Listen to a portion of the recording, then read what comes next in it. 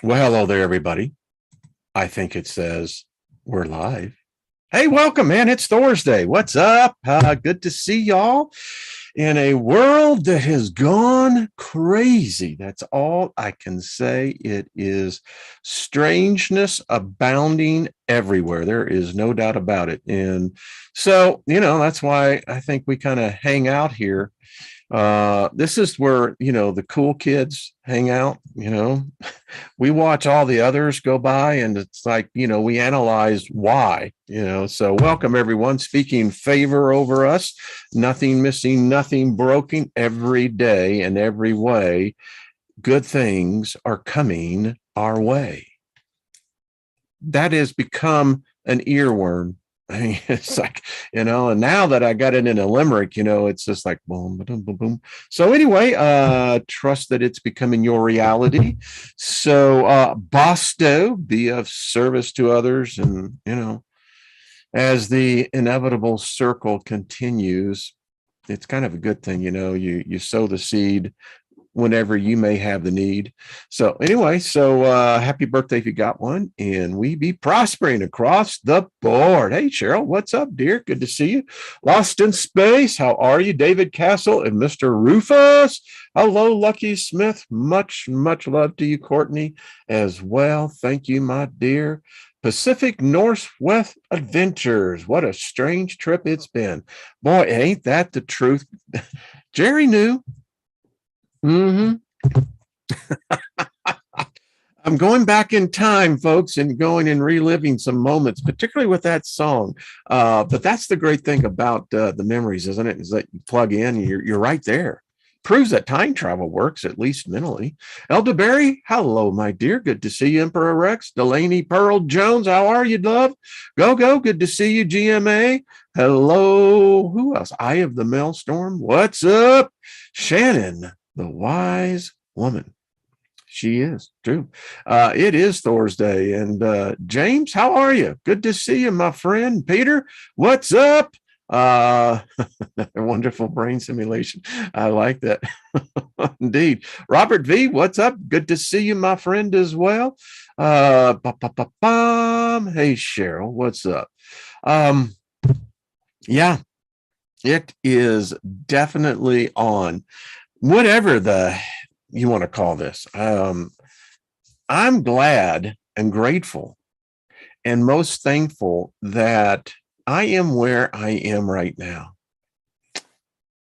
Because I can see a different parallel of a time that, I was thinking about this morning in meditation, and I was just traveling, and the thought came to me, well, why don't you see what it would have been like had you stayed in, let's say, religion? So I began to think, and with the strangeness that's going on today, I think fear would have been the one central thing. I mean, because fear brings on all sorts of other stuff. One of the things I know about prosperity, I know this, is that here's the difference between true prosperity and those who live it and those who attempt it. You see, true prosperity says there is no lack. And no matter what the landscape may look like, no matter how bleak it may be, if the universe has to, it will even send a raven to feed you, if it has to. The thing about it is, the earth is not in lack. The earth is still the same it was 100 years ago. Well, I guess there could be some questions, but I'm talking about the physical aspect of it. It still grows. It still produces. There's still gold to be found everywhere. Diamonds, the things that you really can't eat, but what we find to be so, we really treasure those things. That's why they're called precious gemstones. Yeah. But anyway, and that's really where true prosperity is. Now, does that mean, well, that if you see a tsunami coming, do you stand in the, just say, give it your best shot? No, no. There are some things, even in the definition of prosperity, that you got to be wise. You can't be a dumbass. It's like, yeah. But again, you can apply the state of consciousness that whatever it is that I'm lacking, the universe is going to bring it in one way or the other. So that's my commentary for what it's worth. Lack versus trust. Which will we have? Good one, Courtney. Because it's everywhere. It's everywhere. I mean, lack of this, lack of that. And I mean, it's real. There's no playing house about it. It's real. But I think the question that becomes for myself is that, all right, so what's the response?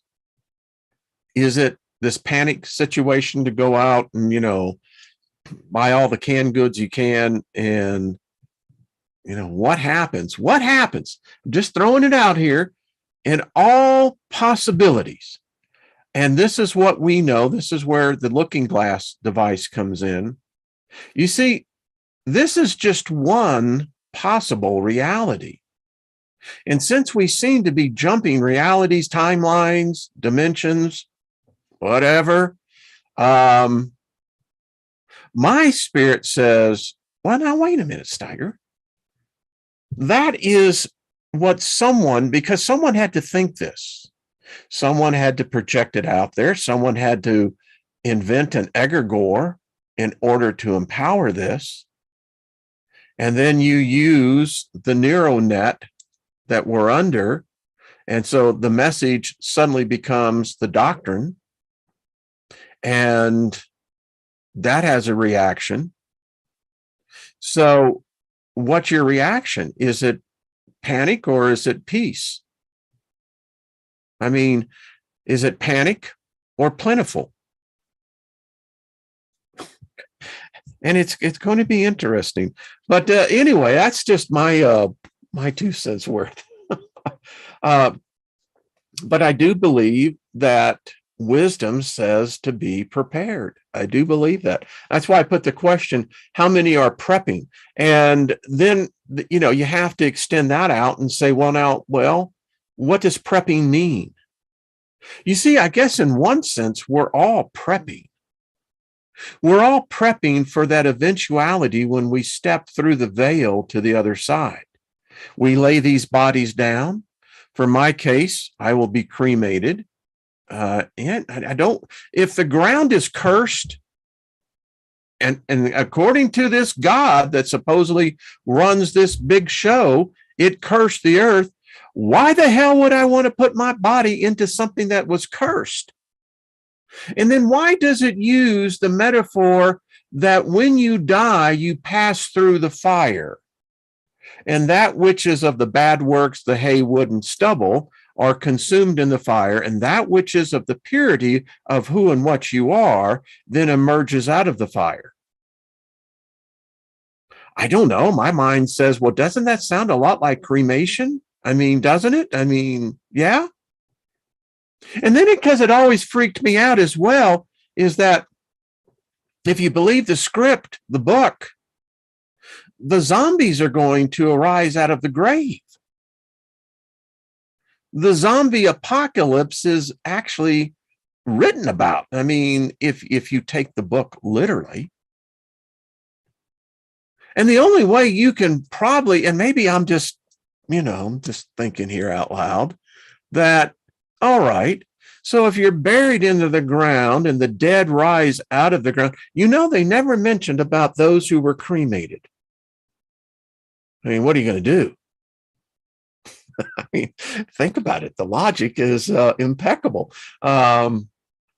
See, Dave says, I want to have my ashes put in the open box in the back of the truck and driven across the country. Well, maybe, hope that. Hey, Ginger, Lauren, how are you doing, my dear? Good to see you.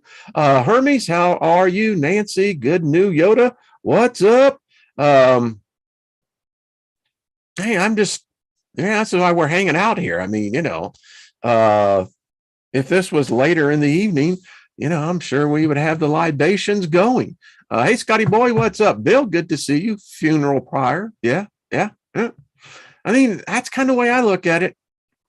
The body I can dig. It has its own spirit. It's got its own thing.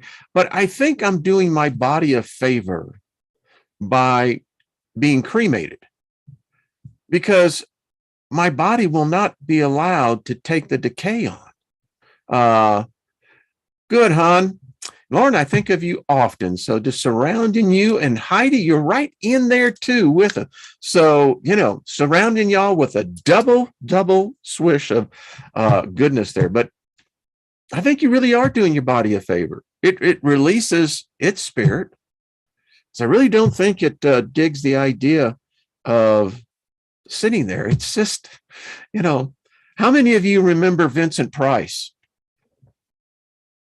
Born and raised in St. Louis, by the way, actually grew up in a house right off Forest Parkway. But anyway, he did the one vignette of where he buried his wife alive. And just recently, there was a show done on particularly how this is more common than not. Happens primarily in other countries, not so much here in the United States. But listen, I don't think we're exempt by any means. But yeah, people who they thought were dead clinically, medically, but apparently maybe not bodily. I don't know. Maybe there's some kind of, there's a spirit in there. But yeah, evidence that they awoke inside a coffin. Now, that just sucks.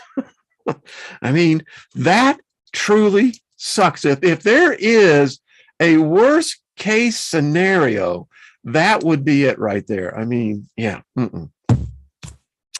Yeah. I'm heading to dreamland. That's all I got to say. Do you have an interview near death experience? Actually, GMA, I've talked about them many times. But getting back to the point before I digressed off of the topic, I know where I'm going. Think about it. We're all preparing for that eventual crossover.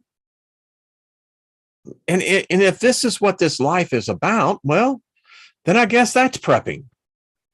And I guess in a sense, then we're all preppers. You're a prepper, I'm a prepper, everybody prepper.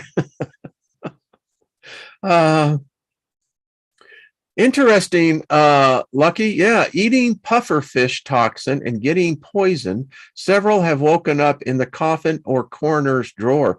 Yeah, I mean, that to me is just the worst. I mean, woof. I mean, we're all going to go, right? But why prolong it? And then I wonder about, because they never talk about the spiritual aspect of it. Where is this person's soul during this brief interlude that would give the illusion of death? Wow. I mean, let's just pontificate upon that one.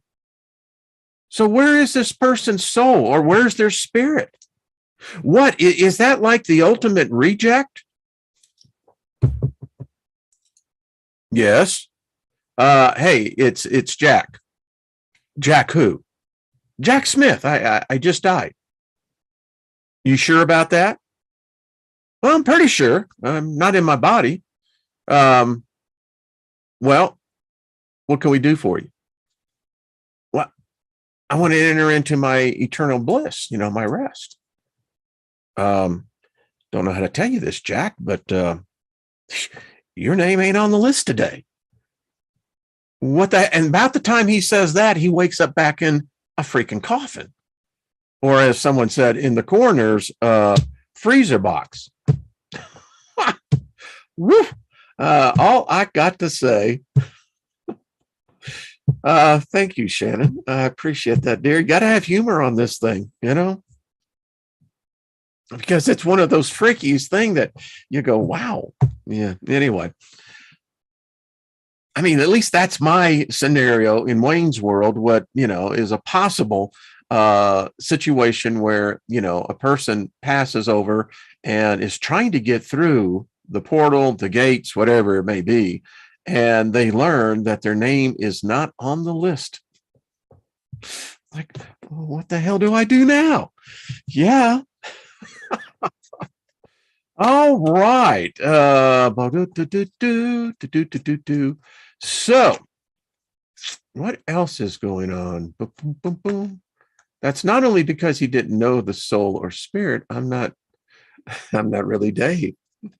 Now, Dave, I am getting a flashback of 2001. I'm hearing how, Dave. What are you doing, Dave? Can we talk about this, Dave? So, anyway, hello, Stephanie. What's up? Jules, what's up? Good to see you as well. So prepping. It would seem like, we can't deny it. I remember, and I did a video, left it up there. I think it's been about 1,000 videos ago, somewhere along back there, when the first day of the lockdown back in 2020. And I remember how to get into the store, the line started forming at 4:00 in the morning. Y'all remember that? And, they were only letting in, I think in our store, they were only letting in 10 people at a time. And I remember, because I took a video of it, how, everything was cleaned out. And the shelves were bare.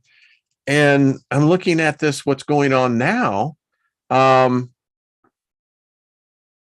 I mean, something's going on, but I have to say that in the midst of all this, the shelves are not completely bare. There's a lot of stuff on the shelves. May not be the stuff that we're all used to, but there's stuff there. So I don't know. We got to eat, or so they say. I bet you we could get to a place where we could train these bodies to extract a lot of the nutrients that otherwise would be missed. So how many of you have gone into the store? I just like to see this because this is a special group. Yeah, we're the special class. Yeah, the accelerated class. And that makes us special, makes us all special. But I'm just curious, those in the chat room, and if you're listening to this on the replay, hey, how you doing? Good to see you. Thanks for tuning in, and thanks for hitting the like button and feed the algorithm, right? So what are you seeing in your stores? Are you seeing empty shelves? I'm just curious because, from what you keep on hearing, it's like Armageddon. And I'm not buying it. I'm just not drinking the Kool-Aid. Besides that, it's not cherry. I mean, the Kool-Aid that, I never really liked too much was lime,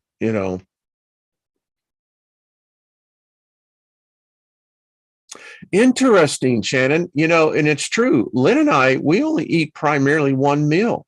DC, how you doing? Good to see you. We primarily not empty. Everything is totally full over here. Wow, that's in Norway. Is that right, Heidi? Well, there you go. John Price says there's no Cheeto Puffs. Son of a bitch. Oh, now that's just funny. I like that. Hey, Brandon, how you doing, my friend? So good to see you. Leslie, see, yeah, we are super special. We really are. Um, but we really have that. And it's quite amazing. There is a secret to this. And I have heard of those masters, particularly over in India, but I have to say in Tibet as well. Yeah, I think Pacific Northwest. Yeah, I think you prepare the best you can. That the body doesn't really require as much intake as we do in the West. I mean, it's well known that the Western diet sucks. It'll kill you. Flat put you in the ground, dude, and dudettes. But yeah, I find, and there's an idiom that says to eat like a king for breakfast, for lunch, eat as a prince, and for dinner, dine as a pauper. They were onto something. I think they really knew what the hell was going on. But anyway, Scotty Boy says, drink a lot of water. Yeah, and that's something that's really interesting is that, what did I read somewhere? And Lynn can testify to this as well. Sickness becomes even more compounded when the body is dehydrated. Now, here is the other thing. 7 out of 10 people always are dehydrated. And the thing about it is they will drink things, particularly like carbonated sugar water, which blocks the absorption of the moisture you need. And so here you go. Most people are walking around dehydrated. And again, this is causation to ailments. So James Price says, and that begs up the other question, James. I'll just bring this out on my note. Is, all right, so we're prepping for survival. But in my meditation, and it's happened a number of times where my teachers say, what are you surviving for what? I mean, if it gets as bad as what they're saying, I don't know. I don't get the feeling that this is going to be Nirvana. I don't think it's going to be Elysium. Don't think it's going to be paradise. I just don't get that feeling, but I could be wrong. And if there is a cataclysmic event, let's say of a cosmic level, planet-wise, Lynn and I have talked about this. If that's what's going to come in, let's say, something from the sun or something, I don't know. We don't find, we've analyzed this, and that other side, you can poke through the veil and maybe look in a little bit and go, really? Because if your whole energy is on survival, then that what you begin to generate around you will be survival as well. And if you're surviving, looking to survive for you and your family, and then you get someone else who is looking to survive for their family, and they perceive that you may have something that they don't, or vice versa, that ain't a good scenario. So let's say another scenario, you prep, you have planned ahead, taken care of the best that you can, and then you have the angry hordes. I don't like that scenario. All right, let's go on. So you prepare, and you find out that you didn't prepare for everything, but you find out that neighbors weren't even aware of. They have been doing a little bit themselves, and you find out that as a community, you have more strength and more resources. And then you have the angry hordes that realize that your community is looking mighty fine and healthy, and now they want it. I don't like that scenario. All right, am I mixing something here? I mean, I'm just asking on this. We know statistically that a person can go without food for 30 days. You can fast. You get into some spiritual journeys in that. You really do trip out. You do. For me, it hit about day 16. But you can't do this without water. You have to have water. But and I'm thinking to myself, okay, but knowing that, do I really want to, I don't know, be around? And then the thought comes in, there's going to be a lot of hurting people, a lot of lost souls. I mean, the dynamics of the planet would definitely change if this scenario actually unfolds. Well, that's maybe where we're going to be more needed than ever before. Individually, each of us would be that particular spark, and no doubt there would be a community formed around you. It's the natural evolution process of what we do. We build communities, we build friendships, we build relationships. And I just got a sense that, that's maybe where we might need to be more accessible. So survival in a situation like that with a mission that would be the primary purpose to help pick up the pieces. I don't know. I'm just talking. What do y'all think? Reading in the chat room. Prepping with the skills I would need if I would survive, my family would prosper 100%. See? Yeah. And I think maybe, there's another reality to this. Maybe we can avoid all of this. Maybe the love vibe will begin to outdo the hate and divide that's taking place now. Maybe we actually could change the course of the trajectory of where this reality is heading. I mean, I've seen enough already to know that there's nothing impossible. Nothing. And this group, hey, Gaza, what's up? Yeah, agreed.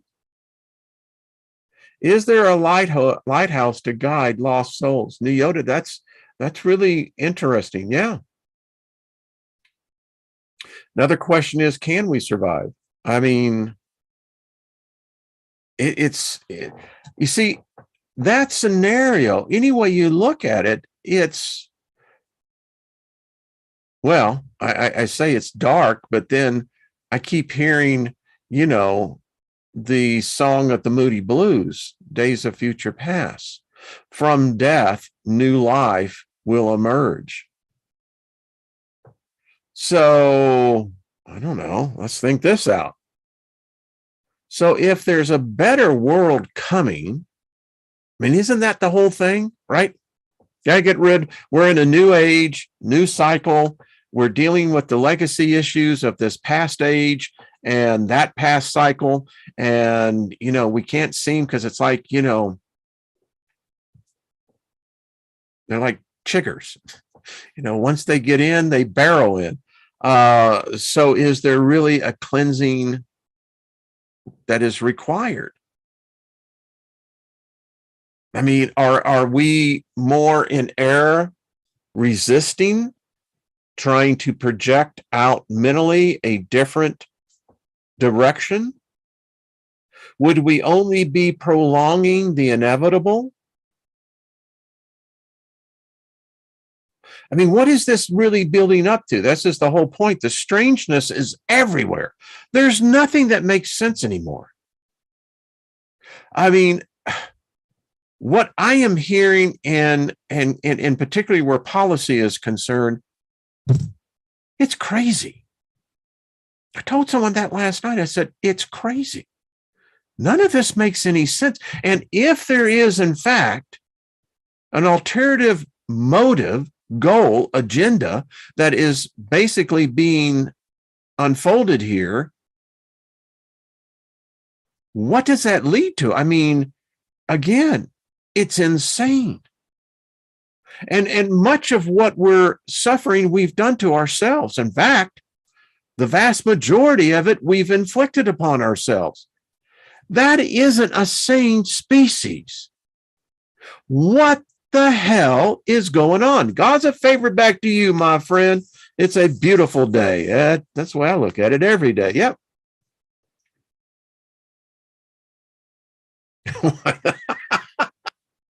James, that's true. Why the fuck are you? I mean, someone's jacking with us. And I hope there's enough human beings that will wake up to that, because frankly, that pisses me off. I don't like this future. I don't like what's being painted for us. And I can't remember when and where I gave specific consent. But what I do know is that it's humans that are doing this, unless there is, in fact, whether you're a conspiracy theorist, whether you're a death view, or I don't know. I mean, is there someone really controlling us? Would a species deliberately destroy itself? I don't get that. And this disease, it's the only thing I can say. We're infected. Humans are infected with something. And I'm not sugarcoating, and I'm not Willy Wonka here. Something is strange going on. Because again, I couldn't get a distinct answer from the ethereal realm. But folks, we have to acknowledge something is going on. And it is insanity. It is insanity. Nothing is working, or it's not working as it should. So why? You know, we finished up our second group workshop. I believe this established more than anything else the potentiality of what we individually and collectively as this group. And I'm convinced, I saw this in my spirit, was that there are groups of people that have literally disappeared throughout time. Groups. We find, the archaeologists find evidence of it. People that just up and disappeared. Some of these are large, some of these are much smaller. The much smaller ones are very seldom reported on. So hear me out, folks. Hear me out on this. You're intelligent spirit beings.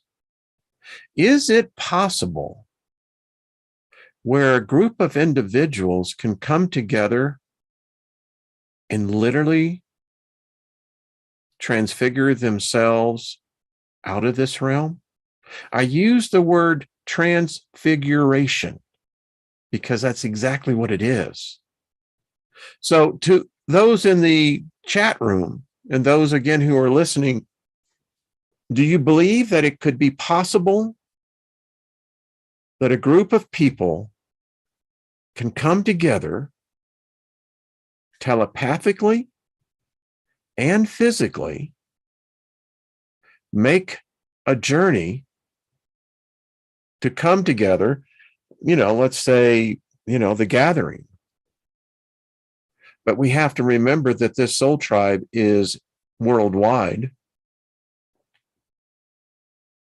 But is it possible? Do you believe that we could get to a state of consciousness, a vibration in focused, concentrated thought? With the singleness of thought is that we're going to transfigure ourselves out of this realm. It's been done. Depending on what you believe or don't believe, Enoch was such an individual. Elijah was such an individual. There are stories around the world, again, of villages gone. In one case, they found that food was still cooking, gone. Now, I don't believe that these are necessarily alien abductions. I'm just saying, could it be possible?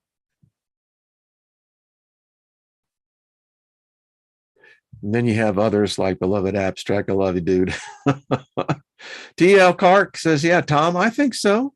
Brian, hey, 1958, good to see you. Yeah. See, GMA, yeah. I think they can. Yeah, Courtney. Yeah. Shift dimensions, 2 feet to the left, 1 foot in. Yeah. Heidi says, yeah, I agree. So I believe we can do that.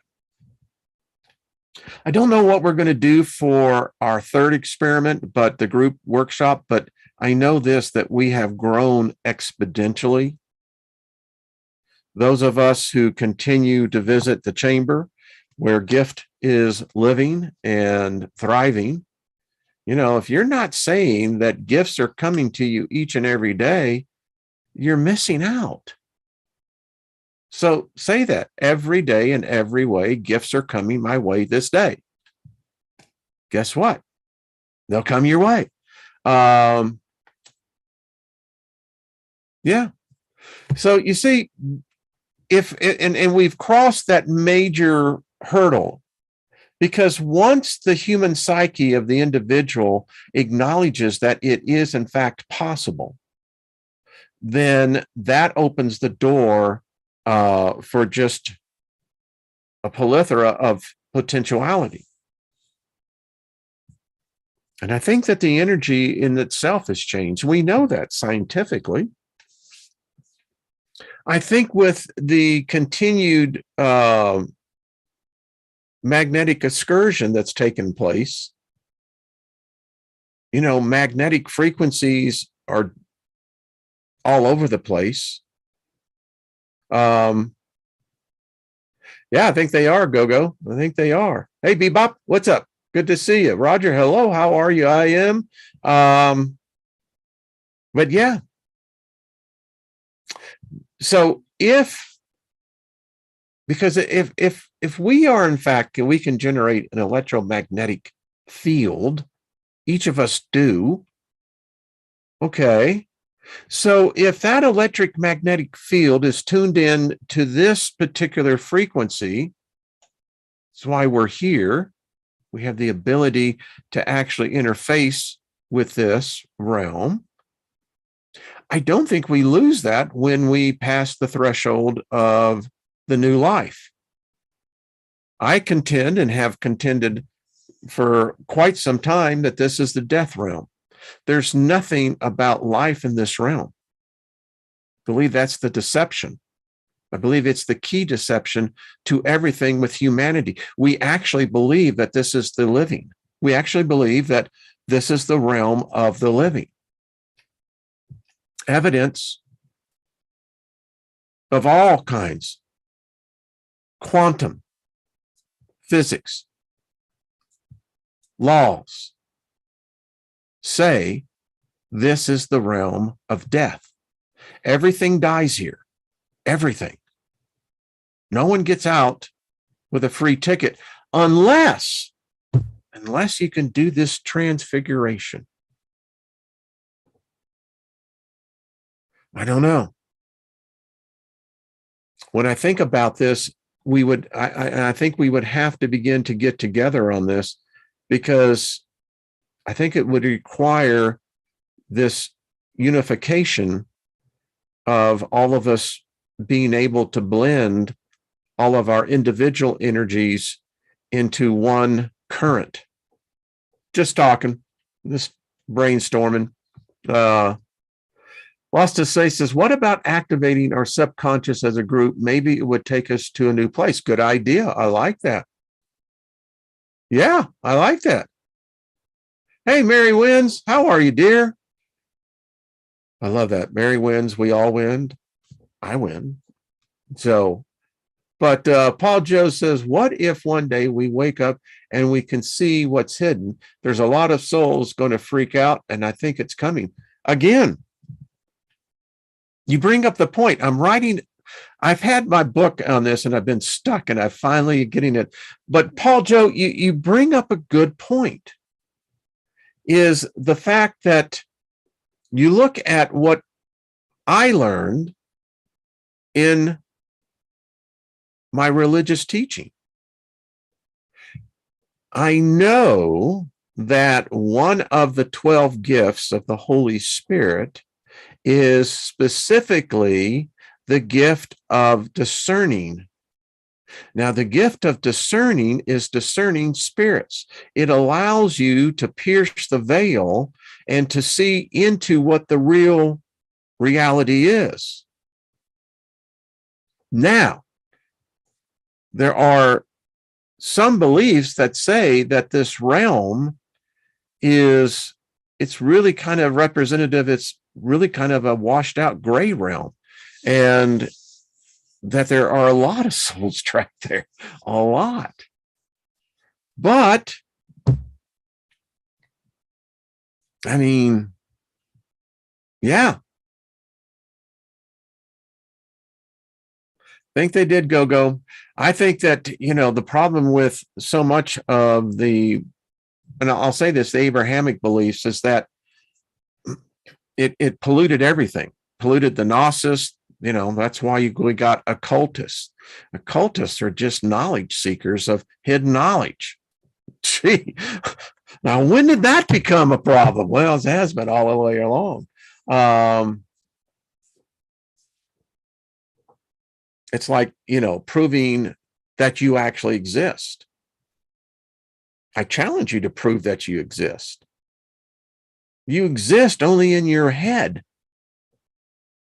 Because we know that these eyes are the most restrictive and limited in perceptual vision. You think about it. It's electrical stimulus. What our eyes are perceiving is such a narrow band of what is actually there. So, I love this. So, and I have a sense that I don't know, there may be even some among us that would find, others' energy, much like Lindsay and I were talking about yesterday. You can have the same mindset, but there can be energy fields that are just opposite. It's just the way it is.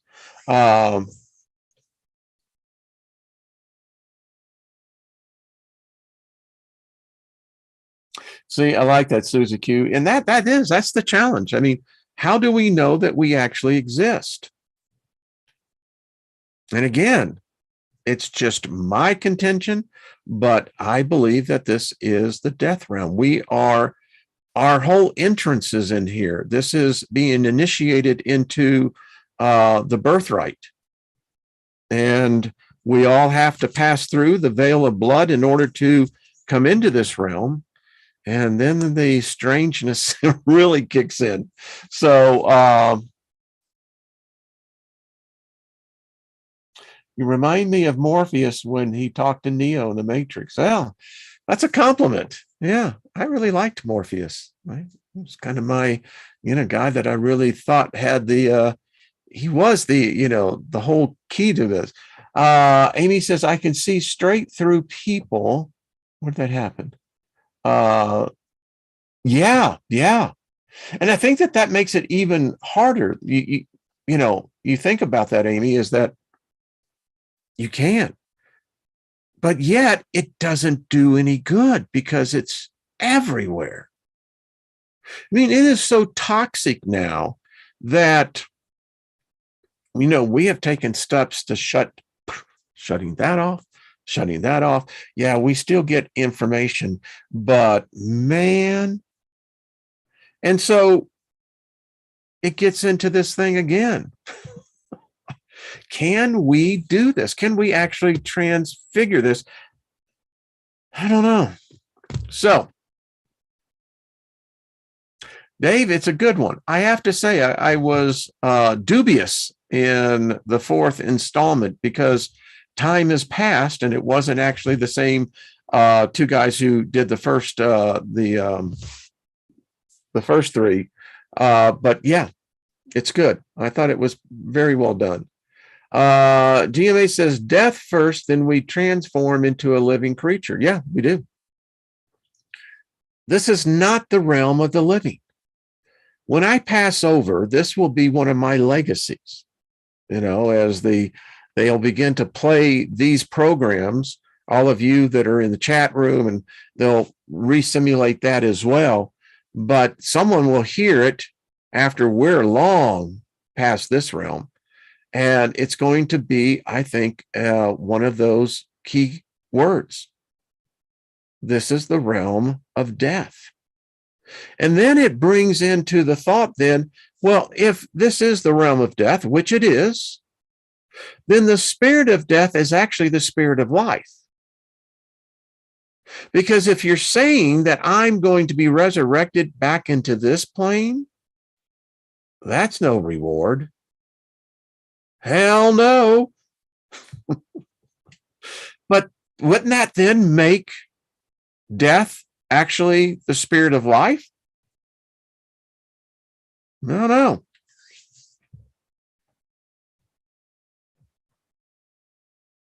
Pretty interesting. And he says, when is the gathering? It is, I think, Brian, and I think Grandpa Brian will be on tomorrow with Jules and Jennifer and Lucky and Courtney, and we're going to talk about the results and what we really accomplished. And we did. We accomplished a lot. In fact, we're so powerful, we kicked the opposition's ass, sent them running. Okay. Okay. This is what I like about this group. You can't have these conversations with just anyone. I guarantee you couldn't have it with the person sitting on the plane. They would go, whoa, but here we can. So interesting, isn't it?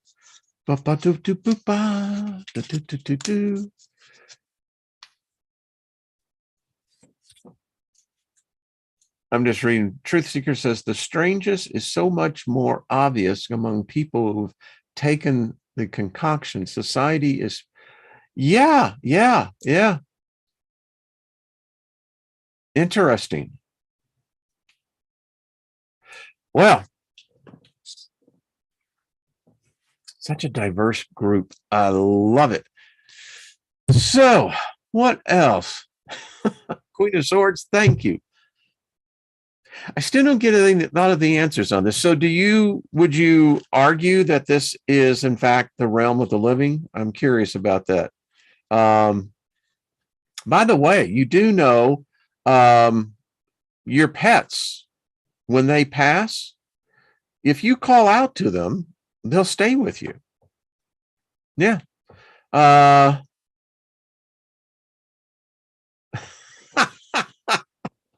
Well, Scotty boy, yeah, and as in a spirit, again, I asked the question, why do all ghosts have clothes on? I mean, so, if you come to the beach, clothing is optional by all means. Absolutely. I love this group. Scotty, I'm just, I'm playing that out in my head. Yeah. And there's nothing wrong with nudist camps. I love them. in my youth, visit many of them, and you know, free the mind and the body will follow. True. I mean, we're so uptight in westernized cultures, you know. We worship the body, but then we shun the aspect of nudity. It's like, oh, nudity, you can't do that, you know. And we live in this perverse culture that is so masculine, toxic, that men can go without shirts, but you have a woman that goes out without a bra or a blouse or a shirt on, and it's it's a freaking, you know, scene. Yeah. It tells you just how regressed we truly are. Dave says I'm sitting buck naked now. I love that. Oh,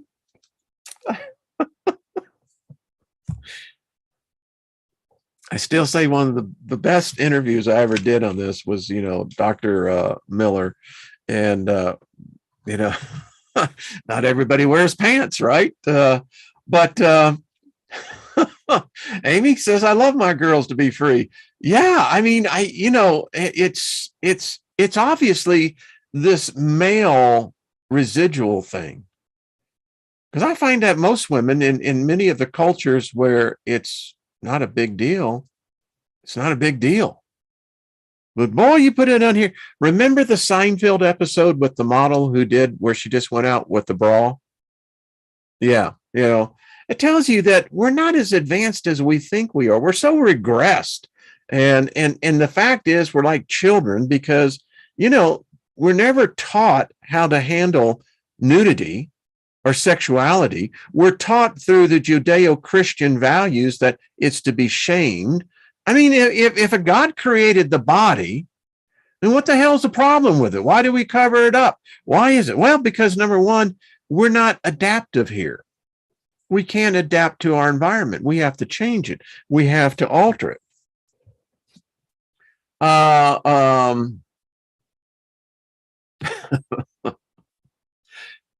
I love that bra. Yeah, you remember it was great.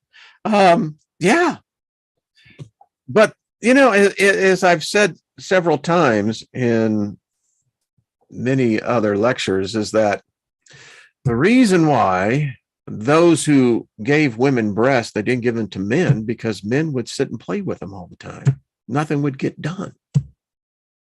Maybe as you come second thought, that may not be a bad idea because then it would allow the true feminine to take place and reshape this. I don't know. Shannon says the brassiere was actually invented by a man, as was stockings, heels, makeup, wigs. Point. There you go, Shannon. Thank you. You made the point right there. But it is true, Brandon. It is. It's what happens. I mean, yeah, I'll be honest. I mean, it was a fascination of mine all through my youth. I mean, well, let me just extend that out beyond the youth. But yeah,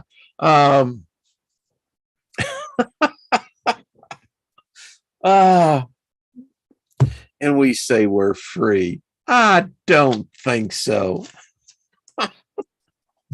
I mean, we're so tied up in knots in so many different ways. You know, it's the what about Bob? You know, it's the death syndrome. You know, the when, you know, where you have to untie the knots. You know.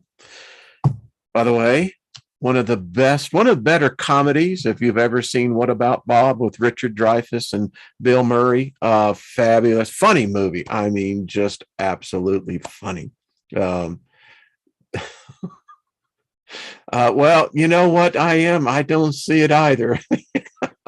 That's you know, that's why we have the way that we have that, the yin and the yang, you know. Yeah. Tomato, you know. Yeah. There's another one. Jules says, I still can't get over why women's clothing seems to lack pockets. There's a lot to that, you know.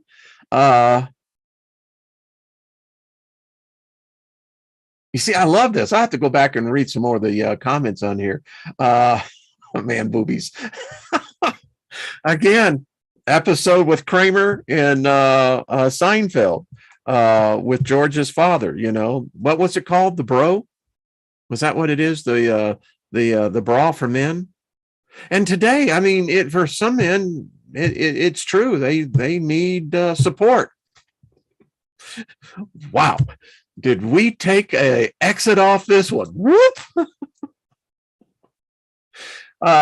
Jules, you're absolutely right. What about Bob? That is just so funny. I mean, Dr. Marvin, Dr. Levo Marvin. Yeah. Well, thank you, Courtney. Humor. We got to be, if we're not the joy to the world, because Jeremiah was a bullfrog, and he was a good friend of mine, then who else is going to do it? We got to sing joy to the world. All you boys and girls, that's what we're supposed to do. We got to get the dance back, man. We got to get it to where it's not this frown and drown, but it's the grin and crown. I mean, yeah. All right. It is all about perspective. But this has been fun. All right. This is so Courtney, I'm hoping to see you tomorrow, dear, and Lucky and Grandpa Brian and Jules and Jennifer and Lori. How are you doing? I have got to go back and read this, and we love you women, the gals. I mean, the dudettes. You are the best. Well, growing and grinning. Susie Q. I love that. Okay. Boy, we covered the full gamut, didn't we? I think we went from A to Z. I mean, we definitely got the zebra. Yeah, sometime I'll have to tell you about my zebra joke. I freaked out to my wife. I'm going to have to see what that says, please.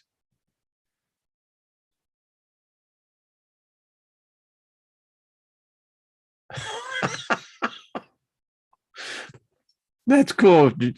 Gaza, how are you doing? Good to see you. Just big favor to you. So good to see you. 4:00 in the morning, I tell you. Gilbert, man, you were up like I was early today. I was up before the dawn. Now I hear Supertramp. Goodbye, stranger. What's that say? It says, I'm up before the dawn. My troubles will be few. Yeah. Yeah. Someone will write it in there. Okay, everyone, I'm out of here. I'm going to make like a tree and leave. Going to be like a hockey player and get the puck out of here as well. So, yeah, see you around like a donut.